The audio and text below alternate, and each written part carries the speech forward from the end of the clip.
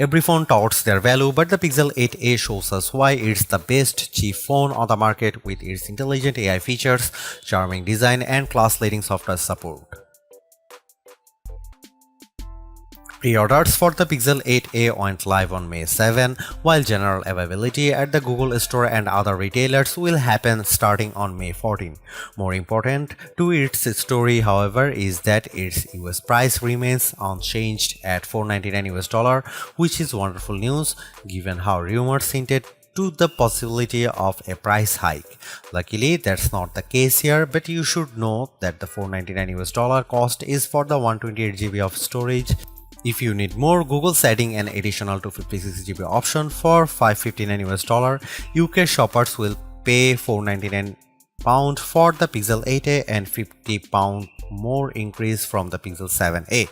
Mid-range phones really get any color options besides the usual black and white options, but Google's has the Pixel 8a available for different colors. You have visual obsidian and porcelain for those who prefer something more neutral toned, while the beige and alloy options add a bit of charm to the phones. My Pixel 8a test unit is the alloy version, which has a deeper green tone over the mint color option for the Pixel 8. Unfortunately, Google has yet to lower the price of last year's Pixel 7a. That once is still selling for $499 on the Google Store, but I suspect it won't be long before it gets a price cut. Even so, Pixel 8a deals going on right now make it almost entirely pointless to get the Pixel 7a at this moment, mainly because you can get the Pixel 8a for free in some instances. With the Pixel 8a design, I am really impressed by how it looks and feels very much like Google's more expensive flagship phones. For a mid-ranger, it certainly has a charm that few phones can match. It's definitely better look than Samsung's comparable Galaxy A35 and makes the aging iPhone SE 2022 even more dated than it is already. There are a couple of design changes that make the Pixel 8a look better than the Pixel 7a. First of all, the corners have been rounded to make it more in line with the design of the Pixel 8 and 8 Pro's design language. Secondly, it also feels much better to hold because of the matte black and polished aluminum frame it's sporting this time. It doesn't feel slippery like the glossy finish of the Pixel 7a, while the matte finish makes it much more smudge resistant. I love how the Pixel 8a always looks clean each and every time I take it out of my pocket or after using it for a period of time. Beyond these two changes, pretty much everything else about the Pixel 8a is identical, including the horizontal bar on the back of the phone that contains its cameras, USB-C port, power and volume rockers. I was hoping for Google to trim the bezels around the display a bit more. There is still a wider bezel on the bottom edge of the display. Google's sustainable pledge continues with the Pixel 8's construction because it uses more recycled aluminum, glass and plastic while still offering an IP67 rating for water and dust resistance. This is all fantastic stuff, especially when the Pixel 8a feels incredibly well built. If my Pixel 8 Pro long-term review is any indication, I suspect the Pixel 7a to hold up just as well. Google's not the first nor the last phone maker to claim extreme brightness with its displays, and while some claims may seem a bit outrageous, I am happy to report that the Pixel 8a at least delivers a brighter screen compared to the Pixel 7a with its 6.1-inch OLED with a resolution of 2400 by 1800 pixels. It adopts the same display technology found with the Pixel 8, an extra display that Google claims can reach a peak brightness of 2000 nits. Our lab testing reveals a peak brightness output 1378 nits and 1350 nits with HDR content. The latter very much comes close to Google's own claim of 1400 nits, even though the Pixel 8a display's peak output is still nowhere close to the 2000 nit rating Google mentions. It's still much brighter than the Pixel 7a's meager 931 nits of brightness. I watched a bunch of 4K HDR videos outside on a sunny day and would still make them out. Another display improvement pertains to the Pixel 8's dynamic 120Hz display refresh rate up from the Pixel 7's 90Hz refresh rate. There is a noticeable difference whenever I activate smooth display mode, which makes the scrolling animation around the interface look much smoother. When smooth display is off, I can tell there is a little bit of jitter when scrolling a web page or the apps panel. When it comes to the stuff I use my phone for, the 6.1-inch actual display gets the job done. The OLED panel offers wide viewing angles that doesn't distort the screen in any way, while its rich and vibrant color palette makes watching trailers like Furiosa such a visual feast to the eyes. There are plenty of flagship caliber phones in our best camera phones guide, but only one of them cost less than $500, the Pixel 7a. That phone earns the title of best camera phone value, so it's not all that out of the question for the Pixel 8a to continue the trend. On paper, the Pixel 8a is rocking a dual camera arrangement that consists of a 64 megapixel main camera paired with 13 megapixel ultra wide along with 13 megapixel selfie camera on the front. These rear cameras are no different from before, but technically the front camera has a wider 96.5 degree field of view to better fit more people into the frame for group shots. Now comes the important question: how much better is its camera performance? Now you can see some camera samples.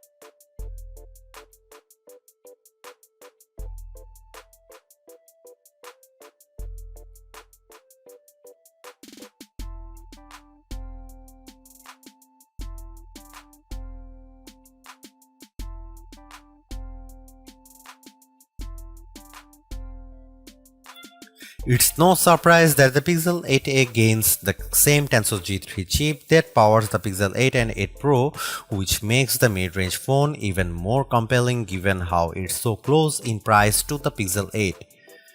As I detailed already, the phone feels incredibly snappy navigating around the interface and running a few apps, which can also be attributed to its 120Hz refresh rate.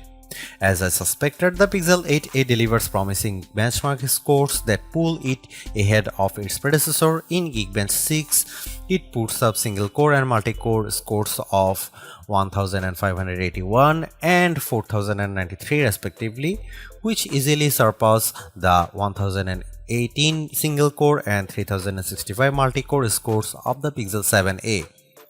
These scores are what I would expect in a newer phone, but it's harder to notice with everyday tasks like the occasional email reply or running any of my favorite social media apps. The Pixel 8a handles them with finesse, much like the Pixel 7a before it.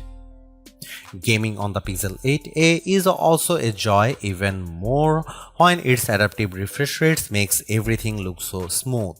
In Age of Origins, the Pixel 8a maintains a smooth frame rate even when there is a ton of action happening on screen. On some other phones, I usually see a drop in frame rate during battle scenes, but this kept pace with the action, just as good as my Pixel 8 Pro. Against the Pixel 7a, the newer Tensor G3 propels the Pixel 8a to a faster frame rate of 53.7 fps in 3D Mark's Wildlife Unlimited test.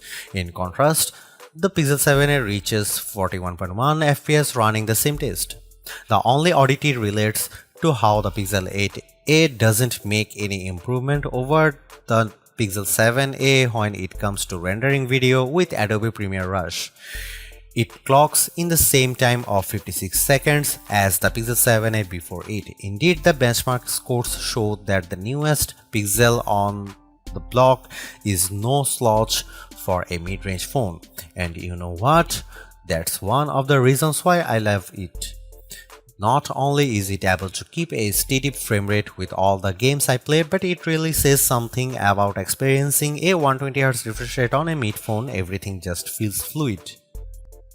By leveraging the Tensor G3, the Pixel 8a benefits from a better battery life because it also has a slightly larger 4492 mAh battery. That's up from the Pixel 7a's 4386 mAh capacity. So it's not surprising that it beats the Pixel 7a in our battery benchmark tests.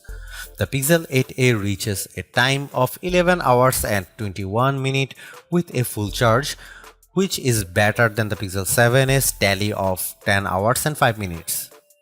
But it is still a long way from reaching the extended battery life of the OnePlus 12R to be a part of the best phone battery life conversation. Still, I am able to confidently get a full day's normal use from a full charge.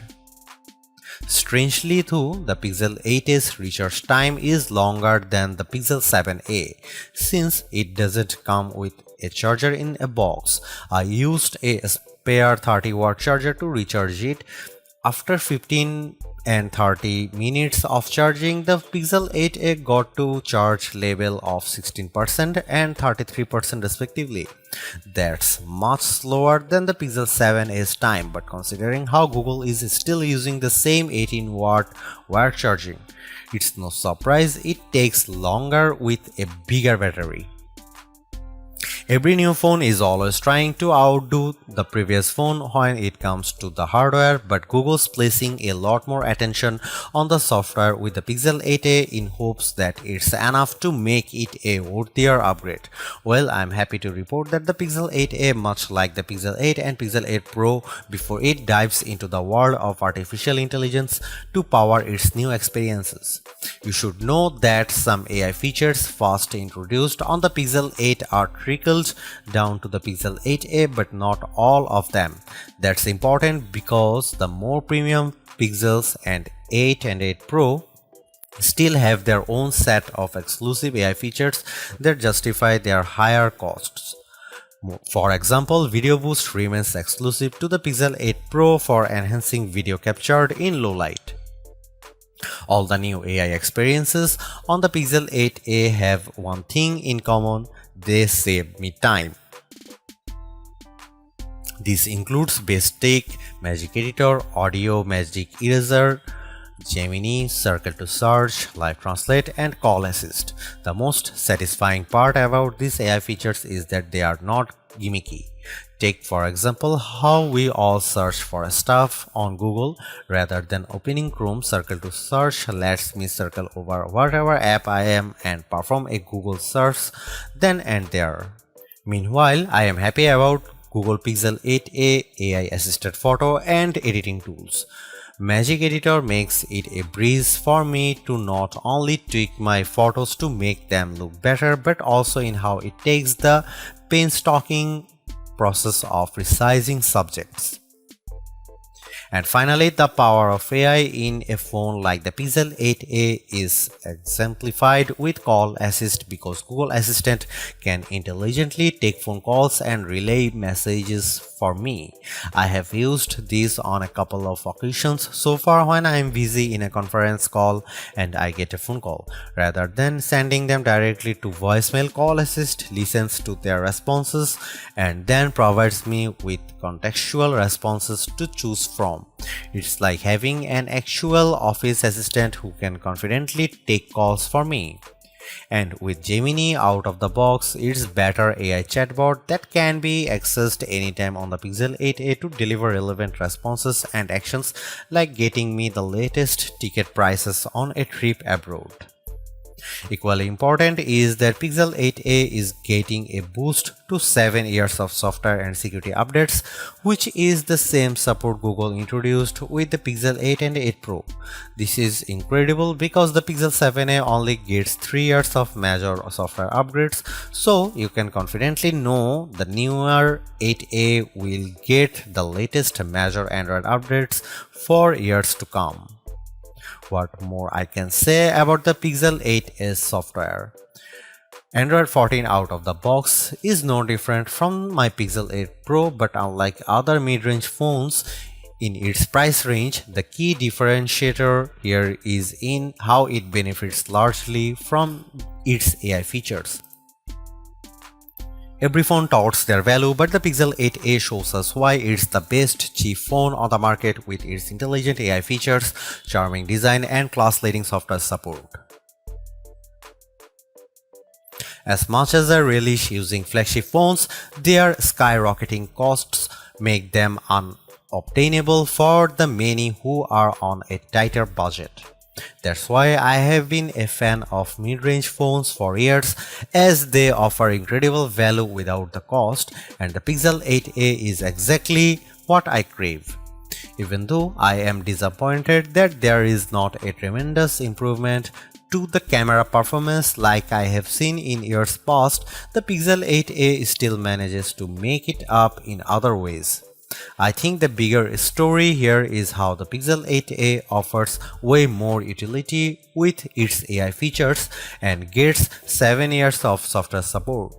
You can also tack on its brighter screen, longer battery life, and charming design, all of which adds to its credibility in being the best cheap phone around. These improvements come without upping the cost of the phone, which in this day and age is a great thing in my book. This means you are getting even more value out of the Pixel 8a, more so if you intend on holding it for the next 7 years. I am not one to shell out $1,000 plus for a phone, which is why this is the phone I would buy with my own money. Thanks for watching. See you in the next one.